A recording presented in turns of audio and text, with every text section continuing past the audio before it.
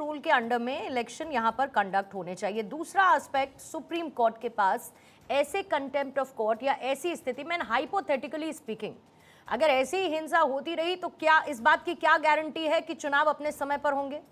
अगर ऐसे ही हिंसा होती रही तो इस बात की क्या गारंटी है कि एसआईआर का पूरा प्रोसेस निम्नवार आपत्तियों के साथ, उनके रिजोल्यूशन के साथ फिर ये आगे कंडक्ट हो जाएगा, फाइनल लिस्ट आ जाएगी और चुनाव संपन्न होगा? ऐसे में सुप्रीम कोर्ट के पास क्या कोअर्सिव पावर्स हैं कि एसआईआर प्रॉपर हो और स्टेट में इलेक्शन कंडक्ट हो, फेयर एंड फ्री इलेक्शन? पूर्णिमा जी, जैसा कि ये पूरी प्रोसेस सुप्रीम कोर्ट के डायरेक्शन पे ही हो रहा है और वेस्ट बंगाल की गवर्नमेंट की लगाई हुई पिटीशन के उसके अंदर पास जो डायरेक्शन के अंदर हो रहा है, तो अगर कोई भी वहाँ सिचुएशन ऐसी होती है जिससे अनार्की हो, जिससे एसआईआर में डिले हो, तो सुप्रीम कोर्ट अपनी पावर्स का इस्तेमाल करके वहाँ पे सारा इंश्योर कर सकता है कि कानून व्यवस्था, जैसे आज सुप्रीम कोर्ट ने ऑर्डर कर दिया है कि सेंट्रल की फोर्स भेजी जाए जहाँ जहाँ पे एसआईआर हो रही है। आज सुप्रीम कोर्ट ने ऑर्डर कर दिया कि 3 से 5 लोग वहाँ पे रहेंगे, इससे ज्यादा कोई पुलिस इंश्योर करेगी ज्यादा लोग नहीं रहे। तो सुप्रीम कोर्ट टाइमली डायरेक्शन दे सकता है ताकि ये जो प्रोसेस हो रहा है वो फ्री एंड फेयर हो, उसमें कोई बाधा नहीं हो, कोई वायलेंस ना हो। और अगर ऐसा कोई भी मामला सुप्रीम कोर्ट के सामने आता है जहां पे इस प्रक्रिया के दौरान कोई भी छेड़छाड़ करी जाए, तो सुप्रीम कोर्ट अपनी पावर का इस्तेमाल करके उन कंसर्न जो ऑफिसर्स हैं उनके खिलाफ एक्शन ले सकता है, कंटेम्प्ट का ऑप्शन ले सकता है और डायरेक्शन भी दे सकता है। ठीक है। मैं क्लोजिंग कमेंट की तरफ जाती हूँ। 30 सेकंड स्ट्रिक्टली प्लीज उसी में रहिएगा। ऋषभ जी, आपके साथ शुरुआत करें। पूर्णिमा जी, 2-3 विषय बार बार कहा जा रहा है कि सेंट्रल फोर्स क्यों नहीं लगाया गया, क्यों नहीं लगाया गया। मैं एग्जांपल देता हूं, जब आप किसी को अपना समझते हैं, विश्वास करके चलते हैं, वो सडनली अगर विश्वासघात कर दे तो ये किसी को उसका पूर्ण अनुमान नहीं होता। बंगाल सरकार को अपना समझा था। नहीं, मैं बता रहा हूं वहां के प्रशासन को अपना समझे थे। मैं आपको स्पष्ट बता रहा हूं, अगर यहाँ कौशिक जी आए हैं डिबेट करने के लिए, हमारी विचारिक मतभेद हो सकती है, ये सडनली मेरे ऊपर हमला कर दे ऐसा तो मैं नहीं सोच रहा हूं। लेकिन अगर ये कर दें, कहने का विषय ये है कि जहां भी इलेक्शन होता है, सेंट्रल टास्क फोर्स जिस दिन वोटिंग होती है, रिजल्ट में वो लगी रहती है। ऑन गोइंग प्रोसेस में हम तो स्टेट पुलिस पे भरोसा करते हैं। अगर उसको इंडिकेशन ममता जी के पोषित सरकार के अधिकारी के द्वारा किया जाए तो इस पे फिर जांच जरूर होगी।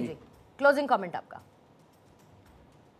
देखिए, हम लोग तो चाहते हैं कि जो इलेक्शन कमीशन इलेक्शन निरपेक्ष रूप से करे, किसी के इशारे में, भारतीय जनता पार्टी के इशारे में ना करे। इलेक्शन कमीशन एक इंडिविजुअल बॉडी है, वो अपना काम एकदम निरपेक्ष रूप से करे। इलेक्शन शांतिपूर्ण होगा, बंगाल का सभी पार्टी चाहेगा इलेक्शन शांतिपूर्ण हो, अगर बीजेपी के इशारे पे काम ना करे। और बाकी हम लोग तैयार है। हम लोग जिस तरीके का काम हम लोगों ने किया, ममता बनर्जी पिछले 15 सालों में जब काम किया 2011 के परिवर्तन के बाद, तो बंगाल के लोग, बंगाल के आवाम हम लोग के साथ है। हम लोग विकास के मुद्दे पे लोगों के सामने जाएंगे, लोगों के पास जा रहे हैं और विकास के मुद्दे पे हम लोग वोट लेंगे। जो इलेक्शन का प्रोसीड्यूर है वो हम लोग करेंगे। लेकिन जो गुंडागर्दी बीजेपी यहाँ पर करने की कोशिश कर रहा है, बीजेपी ने कहाँ गुंडागर्दी की है? साबिर अली, कहाँ दिखी आपको बीजेपी? ना कहाँ दिखी? अच्छा, okay, let's quote the fact. BJP की गुंडागर्दी आपको कैसे दिखी?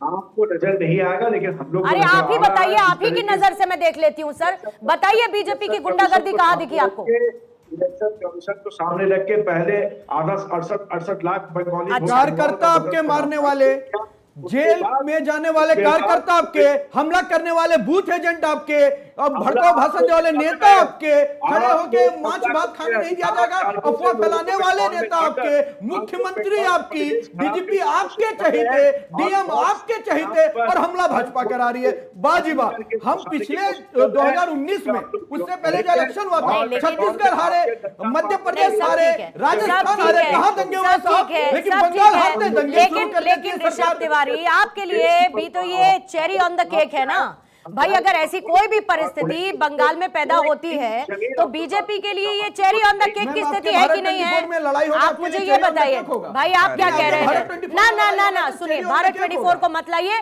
ना। भारत 24 कोई पॉलिटिकल मंच तो है नहीं, लेकिन बीजेपी पॉलिटिकल पार्टी है, टीएमसी पॉलिटिकल पार्टी है। तो भारत 24 बीजेपी और टीएमसी से अलग है, पहली बात। दूसरी बात, ये आपके लिए, अच्छा ओके, ठीक है, नहीं, तर्क ये है कि क्या ये बीजेपी के लिए राजनीतिक मुद्दा नहीं है? मुझे ये बताइए। राजनीतिक नहीं बनाया आपने इसको? बताओ, नहीं भुनाया। भुनाना क्या होता है? सकारात्मक तौर पे राजनीतिक मुद्दा वहां के हित के लिए लड़ना, सीना ठोक के लड़ेंगे। अब मुझे ये बताना पड़ेगा कि राजनीतिक मुद्दा क्या होता है और उसको भुनाना क्या होता है। अगर किसी की आवाज उठ रही है, कोई तकलीफ में, उस पे जाकर हम उसको ठीक करने का प्रयास करेंगे। सुनील जी बताएंगे, सुनील जी और भारत 24 को एग्जाम्पल से बाहर रखिएगा जरा, ठीक है? आ जाइए जरा पॉलिटिक्स, बोलिए। लेकिन हम अरे आपकी पॉलिटिकल पार्टी है ना भाई साहब, बार-बार भारत 24 पॉलिटिकल पार्टी नहीं है, तो मीडिया को जवाब तो दोनों का ऐसे कंपैरिजन थोड़ी नहीं देंगे। है। मतलब आप दूसरे विपक्ष पे आरोप लगा रहे हैं लोकतंत्र की, वो आप भी मीडिया पे आरोप लगा रहे हैं। बोलिए मैं वही कह रहा हूं,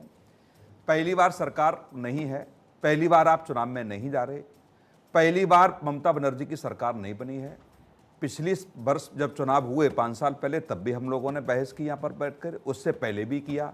आपको करैक्टर, चरित्र, टीएमसी का सब पता है, तो आप ये मत कहिए कि अचानक सब कुछ हो रहा है। मैंने अचानक नहीं आपने ये जो एग्जाम्पल दिया स्टूडियो ने, मैं वही कह रहा हूँ। सुन लीजिए, वहां के अधिकारियों की करैक्टर आपको पता है, पहली बार पता नहीं चला कि वहां के अधिकारी क्या कर रहे हैं। 5 साल पहले भी यही हुआ था, उससे 5 साल पहले भी यही हुआ था, आपको सब पता है। और गवर्नर साहब की रिपोर्ट आप पढ़ लीजिए, एक गवर्नर ने नहीं, 2 गवर्नर ने रिपोर्ट भेजी। ट्रांसफर हुआ ना सर? ट्रांसफर हुआ, मैं वही ट्रांसफर नहीं है। कौशिक साहब जल्दी खत्म। मैं वही कह रहा हूं, आपके पास कोई वाटर प्रूफ एक प्लान होना चाहिए था। आपको मालूम था परिस्थितियां ऐसी विधानसभा चुनाव में होंगी। पिछले 5 साल पहले भी यही चुनौतियां थी और उससे 5 साल पहले भी यही चुनौतियां थी। निश्चित तौर से मैं फिर कह रहा हूं, केंद्र सरकार आंख बंद करके वहां खेल देख रही है, भारतीय जनता पार्टी वहां खेल देख रही है। यदि भारतीय जनता, सुन लीजिए ना, भारतीय जनता पार्टी की सरकार केंद्र में है, सारी शक्तियां उसके पास हैं, या सब कुछ वहां जो कुछ हो रहा है पिछले 15 वर्षों से, यदि उसकी रिपोर्ट को आप बिल्कुल पीछे पर्दे पे ले जाना चाहते हैं, छिपाना चाहते हैं, तो ये आप करिए। ठीक है, मतलब ताकत हो और ताकत का इस्तेमाल ना हो तो ताकत बेकार है ना। बिल्कुल सब इस्तेमाल हो रहा है। Ketan Jaiswal ji 30 seconds for your closing comments. जी, मैं कौशिक जी की बात से मैं बहुत हद तक सहमति मैं व्यक्त करता हूँ। ये बात सही है, भाजपा जो है ये गरजने वाली बादल नहीं है, सिर्फ बरसने वाले नहीं है। आप देखिए, ये आरोप लगाते हैं, अमित शाह जी के कॉन्वॉय पे कभी हमला हो जाता है, कभी नड्डा जी के कॉन्वॉय पर पत्थर चल जाते हैं, गाड़ी का शीशा टूट जाता है, सीबीआई ईडी रेड करने जाती है, ईडी के माल खा के वापस आ जाती है। एक कार्रवाई आपने सुनी, तृणमूल में दुनिया भर का भ्रष्टाचार है, दुनिया भर के चोर भरे हैं, एक कोई जेल में गया नहीं गया।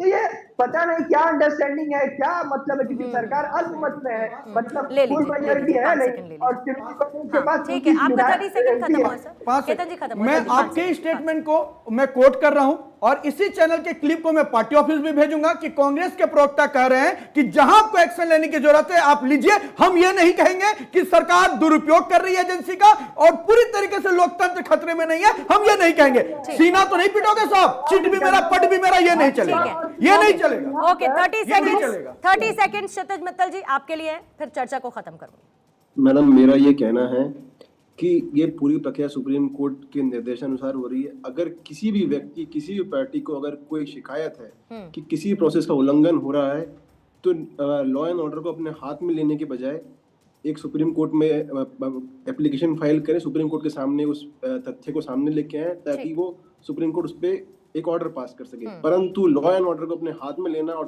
जो कि न्यायिक ऑफिसर को बंदी बनाना कतई सही नहीं है, और उम्मीद है कि आगे। और एक बात की 100 बात है कि तय ये भी करना होगा कि कानून का राज चलेगा या फिर भीड़ तंत्र चलेगा, क्योंकि लोकतांत्रिक व्यवस्था है और एसआईआर से लेके चुनाव संपन्न कराना भी उसी लोकतांत्रिक व्यवस्था का ही हिस्सा है। आप सभी का बहुत बहुत शुक्रिया, ऋषभ तिवारी जी, केतन जायसवाल, क्षितिज मित्तल जी, साबिर अली साहब, डॉक्टर सुनील कौशिक, धन्यवाद आपका दहाड़ की चर्चा में शामिल होने के लिए।